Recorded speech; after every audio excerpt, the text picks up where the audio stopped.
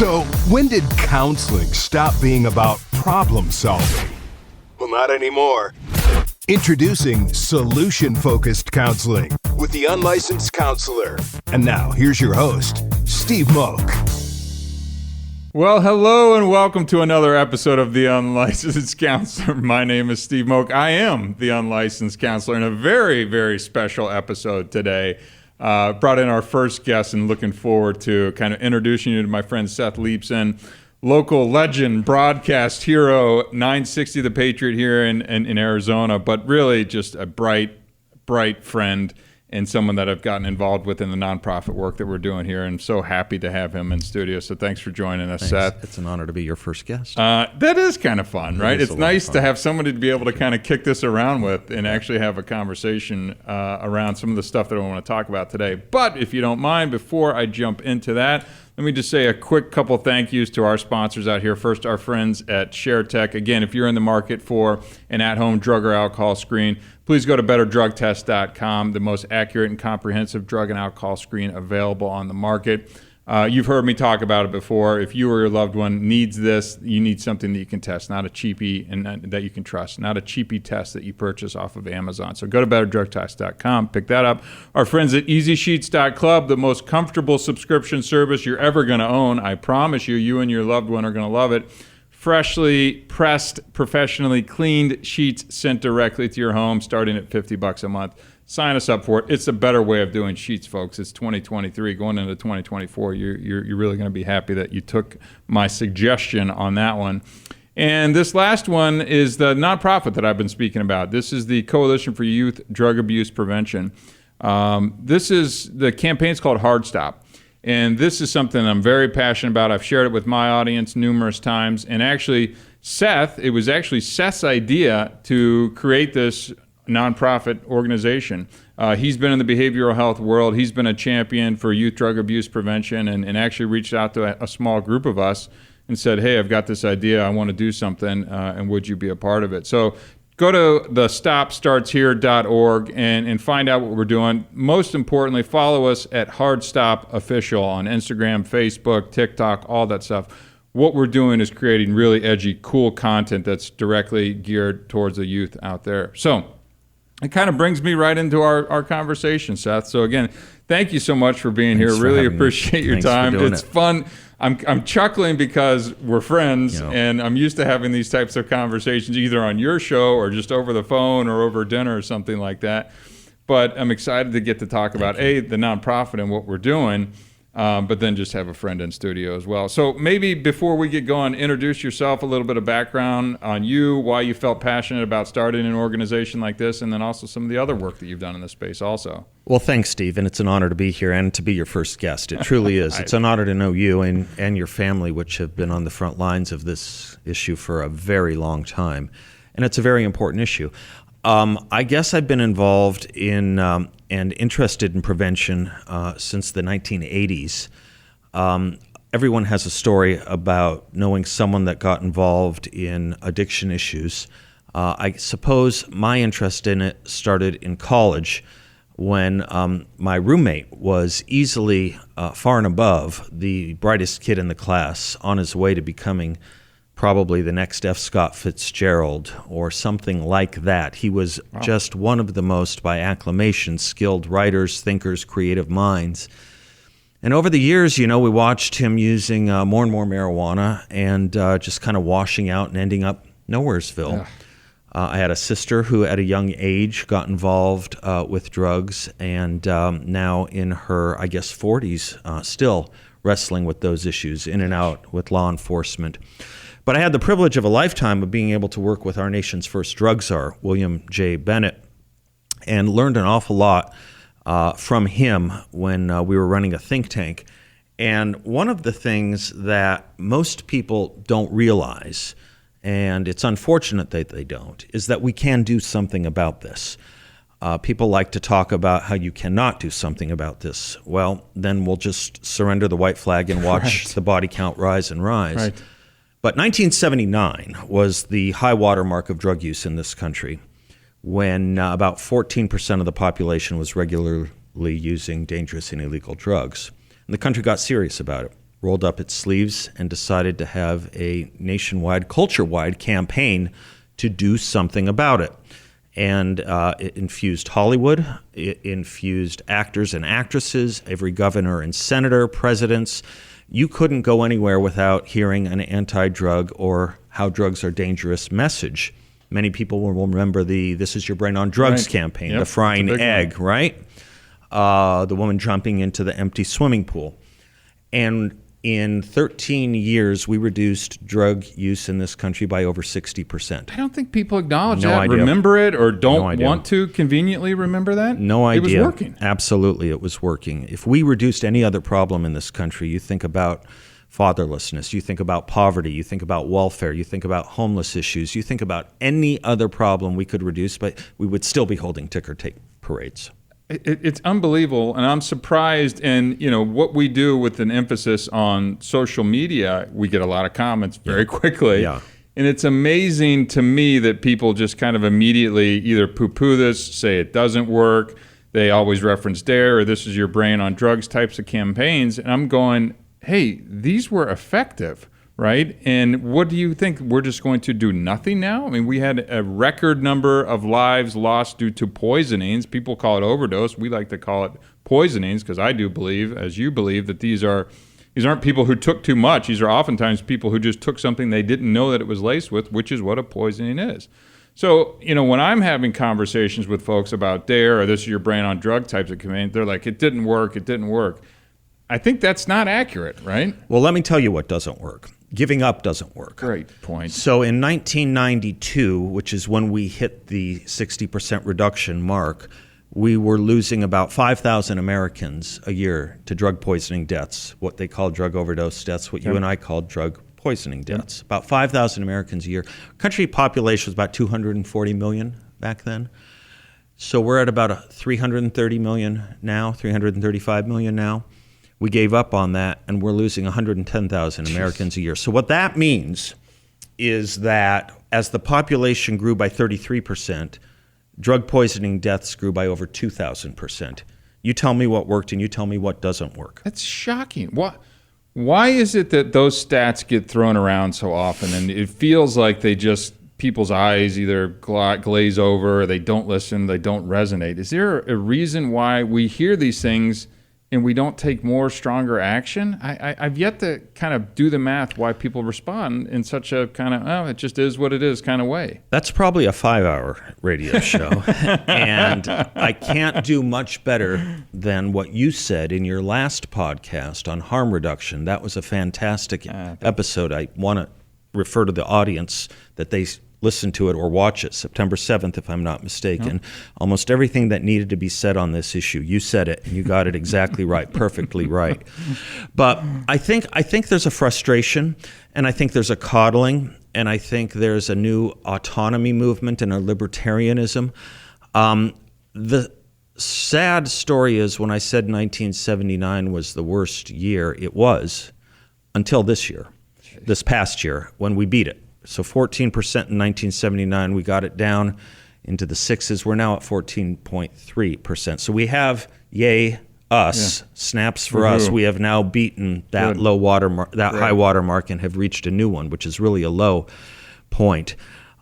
Steve, I think some of this has to do with the fact that people are frustrated, but some of it has to do with the language too. So you and I have been very serious about language. We have stopped using the word overdose because how do you overdose on an illegal and dangerous drug that is meant to kill you, like fentanyl? It's not an overdose, it's a dose. So we're calling it a poisoning. In those days, and when we were serious in the 80s and 90s, we called it illegal drug use and addiction. And slowly but surely, as the culture turned away from our successes and the libertarian mindset started taking place, and the therapeutic mindset and the recovery mindset, I have to put some blame on the medical and treatment community here too. They started changing the language because they were so concerned about stigma that illegal and dangerous drug use started to become substance abuse. Substance use disorder. And now it's substance use. We have detoxified every part of this to make it almost normal. Well, it's not normal, and it's killing people. And, we talk about the deaths. And that is obviously the worst of it. But death isn't the only bad thing about this. I mean, any family that has gone through this is a family that's going through hell. And we obviously sympathize with them, but we can do something about it. So we decided to roll up our sleeves and do something about it. It's when we set out to kind of do this, right? Like, I know there are prevention organizations across the country, but they tend to be geographic and regional, and they tend to be, from what I gather, and I did a lot of research before, we started this off, it certainly seems that there's this old model of, we do a presentation, we bring in somebody to a high school, we tell them about the education and the dangers of drug and alcohol abuse. I'm for things that work, and this is kind of where I got it with the harm reduction. If harm reduction was working, sign me up for that, right? It's not working. We have record high drug use in this country. What we're doing is not working. That's why I was so intrigued about the approach that we were taking here with the Hard Stop campaign, is doing things differently to meet kids where they're at, right? Using social media as the medium to try and connect with them and the messaging. I mean, to me, that just seems like a no-brainer, and I was really surprised when we see people not doing this, or some of the ways that they're speaking to kids who seem to be much more sophisticated these days, from the games that they play to the music and the TV shows that they're exposed to. How will we know if kind of what we're doing with the Hard Stop campaign is working? Are we going to be surveying? Are we going to be looking at the national statistics that are out there? Like, how will we know, and how will we tell our audience that, hey, what we're doing is really effective? Yeah, and that's always been the challenge in prevention, is measuring what you're not seeing, measuring what isn't there, right, measuring what's not happening. But we do have pretty good data on use now, regular use. The National Household Survey is probably the gold standard. There are other ones that are pretty good. Various states have pretty good measurements. I mean, our goal that you and I have committed to is seeing a steady reduction once we launch in a bigger way than we have. Yep. Once we have market saturation, it's my prediction that we'll see those numbers going down, not only in this state but nationally. If we don't see those numbers going down, I'd be shocked. Yeah, not only in death but in regular use. You made an interesting point about the formats for a lot of the prevention activities that have taken place, whether it's in a school assembly or in a classroom. I don't know if you speak French, but if I wanted to, do you speak French? I do not. All right. So if I were to teach you to speak French, about the worst thing I could do to teach you to speak French is giving you one class one day. You're not going to learn to speak French in one class. You're not going to learn to speak French in 3 months. What we need to do is saturate, and that's what we did in the 80s and 1990s. You couldn't turn on a TV without seeing one of those ads. Points. You couldn't hear a speech from a political elected official without hearing one of those ads, or, for that matter, people wanting to get into elected office. They would talk about these issues. I've been watching old 80s shows. One of the most popular shows in the 1980s, interesting, Hill Street Blues. Almost every single episode, the drug dealer is the bad guy, and almost every single episode, drugs are the problem. Today, you have TV shows, both on HBO and Showtime, as well as in network, where you're almost rooting for the drug dealer. And some you actively are rooting for the drug dealer. It's an entire conceptual shift that has taken place, and we wonder why we're at where we're at. It's not that hard to figure out when you step back. Yeah, I just think we got to bring it to light a little bit more, which I think is what we're doing. One of the other things that when you and I just talk, not on air like this, is just how prevention works. And I'm not just saying prevention around, youth drug abuse. I'm talking forest fires, mothers against drunk driving, cigarette smoke. So when we get people that constantly kind of say, well, that doesn't work, and I'm just going, I think even feel what you want about COVID, we got the word out as a country that, hey, there's a vaccine or whatever it is. Again, I'm not trying to talk about the efficacy of any of that. I'm just talking about prevention messaging and 6-foot distance. Like, this country knows how to do that. Like, how can we do that again, and why aren't we doing that a little bit more? When this country cares about a public health message, it knows how to give one. And you're right about COVID. Sorry to look at my phone. I just wrote down some statistics before I came in. When it comes to our youth, in 3 years of COVID, we lost about 1,700 children under the age of 18 nationally. 3 years, 1,700 deaths. We lose over 1,000 children every year to drug poisonings, which means nationally drug poisonings are killing about 75% more children than COVID ever did. Wow. Are we closing schools? Are we disrupting their lives? Are we masking them? Are we drug testing them? Are we requiring drug tests before they engage? No, we're not. And I'm not even suggesting any of that. I'm simply saying that when we are excited and energized by a public health campaign, we know how to do it. We did it with cigarette smoking. Yep. You're absolutely right. We reduced cigarette smoking by 50% in this country. That's huge. We did it with forest fires. You're absolutely right. We did it with drunk drive. We did it with littering. We did it with, Great what point. was his name? Wild Eyes Cody, the Indian who, with the tear, with the crying campaign. People used to throw trash out there. We did it with seatbelts. We do it with all kinds of public safety issues. The idea that it can't work here is disproven by the fact that it did. The theoretical was proven by the actual, and we're going to prove it again. Good. I like seeing you fired up like this too. It gets me fired up as this. I know that we're on to something. And again, 1 in 5 families is impacted by this. I think it's 20% actually struggle with drug or use addiction issues. Then the families that are impacted. So, I mean, there is not a family that I go out when I share my story or do this podcast or go on social media. It is constantly impacting others. And so many people, it just seems like want to throw up their hands and be like, what are you going to do? Something that just hit me as you're speaking, I mean, a public health emergency or crisis. Do we call it that at a national level? I don't know, because it feels like we should, or maybe we are, and that, again, is another kind of just glossing over people, but that feels like what it is. Why are we not treating it more that way? Well, it's amazing. Why is this one different than the others? It's amazing who we feel it's important to protect and who it isn't. Usually social policy is geared around protecting children. And in COVID, we talked a lot about the children with their athletic activities, their social activities, and shutting down schools. But this is affecting the children much more. How about young adults? Drug poisoning deaths are now the #1 killer of young adults. Last year, we lost about 80,000 Americans under the age of 50 to drug poisonings, okay? Last year. Now, over 3 years of COVID, 75,000. We're losing more adults every year than in all 3 years of COVID. We have misprioritized what should be a public health emergency and what shouldn't be a public health emergency. We have misprioritized not only in a way that is misdirected, but in a way with people who don't have comorbidities. Yeah. This is the only thing that's going. We haven't even talked about suicide. We haven't talked about fatal car accidents. Right. We just finished commemorating 9/11.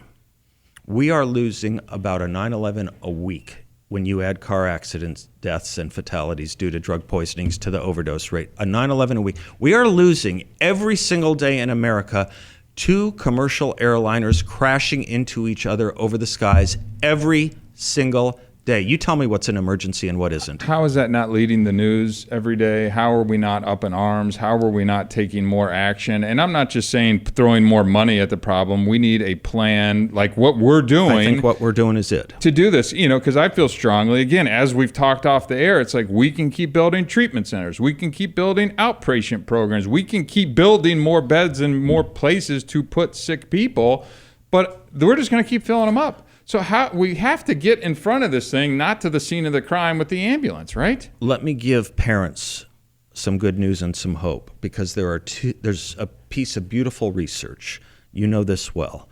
There's a piece of beautiful research that comes from the work of Joseph Califano from Columbia University and from Robert DuPont of the Institute of Behavioral Health, who is the nation's first director of the National Institute of Drug Abuse. If you can get a child to the age of 21 without initiating dangerous and illegal drug use, the chances they'll ever start are practically zero. Getting them to 21 safely can be done. People do it. We're going to try to do it. That is the point of our social messaging. They don't know the dangers. 40% of Arizona high schoolers don't know what the word fentanyl is. That came out of the most recent youth survey of Arizona. That's shocking to me, because you and I operate in the world where we hear fentanyl 10 times a day. So we have to saturate with social media messaging, and that is what we're going to do. That is what's been missing, and I think the problem is so dire and the absence so great that even our effort will make a dramatic difference. You want to put out the website again? No, that's good. Of course. Boy, go to the stopstartshere.org. Seth, thank you for bringing the heat today. I mean, it's just so needed. One of the things I struggle with is, too, I mean, yes, our messaging is geared towards youth, but we also talk to the parents with certain part of our marketing as well, too. one of the things that I see so often, and I think may contribute to a lot of this, or at least the latency in terms of kind of addressing it with their own child in the house, is this denial. Yeah. Like, I'm a mom or dad. I smoked weed where I was a kid. I don't, maybe they even want to smoke weed with their kid or allow them to. Why, how do we get through to the parents that to kind of make them act a little bit sooner? It feels like there's a denial of like, no, they're okay. No, they just got a new peer group. Oh, they're just staying out a little bit later, doing what kids do. Like, I need to be able to connect with them in a way that they're taking action a little bit sooner. Because with the survey, one of the research pieces that I often cite is by the time a parent finds out that their kid is using drugs, it's typically 12 to 18 months later. That is more than enough time to develop a full-blown addiction, if not a serious problem use. So how do we get in some of this to the parents and get them to take action as well, too? Well, you have to, as the novelist Percy Walker said, you have to push back against the age as push as hard against the age as pushes against you. We have to be as strong and as loud as that culture that you're talking about. The marijuana thing is a highly interesting issue. I didn't mean the pun there. When people talk about in their 40s, 50s, or 60s marijuana, most of them who aren't expert in this field, and you can't expect everyone to be an expert in this field, they think of the marijuana they knew in high school or college. It's a totally different drug now, doing totally different things to the mind, doing totally different things to the brain. More children went to emergency departments during COVID for marijuana overdose than for COVID. I didn't know that. And I want people to Google or whatever their web search function that they favor is, DuckDuckGo, you name it. I want them to Google marijuana, and I want them to Google marijuana in emergency department visits, and they will be shocked. They will be slack-jawed. Look, we talk about a lot of problems in this country, whether it's school violence or school shootings, whether it's violent crime, whether it's education deficits or education dropouts, whether it's the chronic homeless problem. You will find drug use at the base of every single one of these things. You want to get to the base root. You want to get to the foundations. You want to get to solving any of these major issues. You've got to solve this problem. Ask a district attorney or a county attorney what percentage of violent criminals they arrest are hopped up or regular drug users. They'll tell you regularly between 80 and 85%. You deal with the chronic homeless issue that one of our co-founders and friends, Jeff Taylor, is involved in, or anyone who's involved in the chronic homeless problem. You will find that 90% of those people who are chronically homeless are regular drug abusers or users. You talk about the dropout problem. You talk about the education deficit problem. You will find drugs. You talk to the directors of children safety. You talk about to the directors of children services and child removals. You will find drugs at about 80 to 85% at root of each of one of those. You want to get to the crime. You want to get to the youth problems. You want to get to the family problems. You got to get to this problem. So it's a holistic view that we have to have about really what is the root cause of so many of our problems. This is a big one. Boy, that was really good. I'm just sitting here. I'm trying to stay engaged while I'm listening to you just going, man, he is so spot on. What is it not touching? What is it not impacting? And not just in our own families, but you're right, around the city, around homelessness, around crime, around education. I mean, it just touches everything. And then I have to believe that some of the medical costs associated with this thing contribute to some of these skyrocketing healthcare costs as well, this too. costs our country hundreds of billions of dollars a year. It costs our workplaces hundreds of millions of dollars a year. And we're not even talking about the law enforcement costs. We're talking about medical care. We're talking about the uninsured. We're talking about treatment. We're talking about all kinds of ongoing recovery and counseling and workplace accidents, not to mention fatal car accidents. About half of our fatal car accidents in this country, of which there are about 50,000 a year, have drugs involved in them. You really want to be serious about serious social policy problems, you got to be serious about this one. It's so well said. And we get comments, I am on our social, at Hard Stop Official and watching the comments come through. And we see a couple things that regularly pop up. It's like they call us prohibitionists, against marijuana and mushrooms, or like this whole natural, call it hippie, whatever kind of contingent that wants to kind of just push this thing. The second group is kind of the group that just says, what are you going to do? It's not going to work. This isn't going to work. You're just regurgitating some of these types of things that have always been out there. What are they going to do? That's exactly the pushback that I get out there. And I am, one of the things that I've been saying about our organization, what we do is unapologetic, right? Yep. Like, somebody needs to get out there and push the message of prevention, that there is no such thing as safe drug use. It's out there. There is a whole campaign that's like F fentanyl too, that is doing some great work as well too. That was just talking about marijuana-laced fentanyl as well too, and how this girl is forever 16 now because she was at a party and smoked that joint that was laced with fentanyl and is now forever 16. Steve, I hope you and I aren't doing this podcast or having this discussion 5 years from now, because I hope we had made a huge dent in it so that we don't have to. But if we do, we won't be talking about fentanyl. We'll be talking about something you mentioned last week, xylazine, also known as tranq. It's not just ever one drug. Every kind of half decade seems to have an experience with a big drug problem. At one point it was heroin, at one point it was cocaine, and then it became crack cocaine, and then it became meth, and now we're actually back to meth again, as we have now a fentanyl problem. Yep. But there's this new thing I only heard about 8 months ago, starting out in Delaware and Pennsylvania, when my old buddy Doug Murray, sorry, not Doug Murray, my old buddy Jeff Murray was talking to me about, watch out for this thing that's coming out of Philadelphia. You're going to hear more about it. It's known as the zombie drug, and it turns people into zombies as it eats into their skin. They literally can't get up off the ground, and son of a gun, it's already here on the West Coast in 6 months. So it's not going to ever just be one drug. It's all these things. We want kids not to start. If they never start, look, make fun of abstinence all you want. And you can ask me, how does it work? Every single time it's tried. Every single time it's tried. That's how it works. It's not rocket science. It's effort, consistency, repetition. I love what you said of just not being able to turn on the radio, the TV, and just have that message reinforced, which is why we're really out here encouraging folks to follow us at Hard Stop Official, especially your sons or daughters, but also your moms and dads as well, too. Instead of that 1 hour assembly once every year, we want to get 30 seconds to a minute of your son or daughter's time once, twice a week to continue to reinforce that messaging. And by the way, we're not just saying just say no. We've got some really compelling content that is kind of meeting folks where they're at and sharing personal stories from peers that are their age. And we got a great playbook for parents too. Parents are looking around for, what do I do? How do I do this? We have distilled, you and I primarily have distilled, mostly you, have distilled a nice parents playbook, 7 easy steps you can follow on how to raise a drug-free kid. It's straightforward. And again, I scratch my head and go, not everything that we're doing is rocket science. It just needs people to lead the charge who are unwavering in a commitment and a messaging out to the folks that, hey, this is important. This is going to impact your family. We need to do something, and we need to do something now. As we kind of get towards the end of this, any other thoughts just around prevention, the organization, mission? What do you see as the future of drug prevention? Kind of what's on the horizon? Well, most of my work when I lived in Washington, D.C. was on education and on drugs. And the thing I learned mostly from education is, if you want to have a successful education policy in any community, local, national, you name it, you want to replicate what works.